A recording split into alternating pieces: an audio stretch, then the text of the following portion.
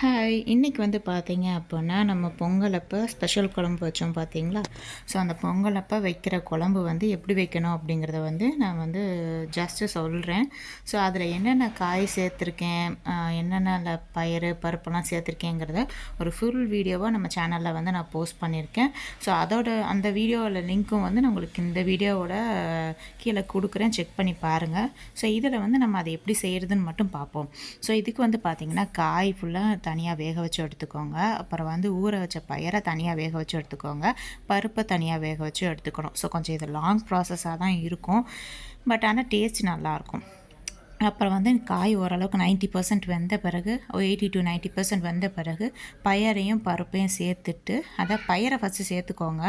சேர்த்துட்டு புளி கரைசல் எல்லாம் ஊற்றிட்டு அப்புறம் வந்து கொஞ்சம் கொதி வந்த பிறகு பருப்பு சேர்த்துக்கலாம். ஸோ புளி கரைசல் சேர்த்த பிறகு மசால் பொடி வீட்டில் நீங்கள் அரைச்சி வச்சுருப்பீங்கள்ல மசால் பொடி, ஸோ அந்த மசால் பொடி சேர்த்துக்கலாம். ஸோ அப்புறம் உங்கள் காரத்துக்கு ஏற்ப நீங்கள் என்ன பண்ணுங்கள், மிளகா பொடி சேர்த்துக்கலாம்.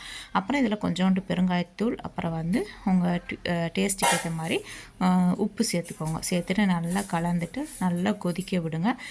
பருப்பை மட்டும் நீங்கள் லாஸ்ட்டாக வந்து சேருங்க, ஃபஸ்ட்டே சேர்க்க வேண்டாம். ஸோ இதை கண்டிப்பாக ட்ரை பண்ணி பாருங்கள். ட்ரை பண்ணி பார்த்துட்டு எப்படி இருக்குங்கிறது கீழே கமெண்ட் செக்ஷனில் கமெண்ட் பண்ணுங்கள். தேங்க்ஸ் ஃபார் வாட்சிங்.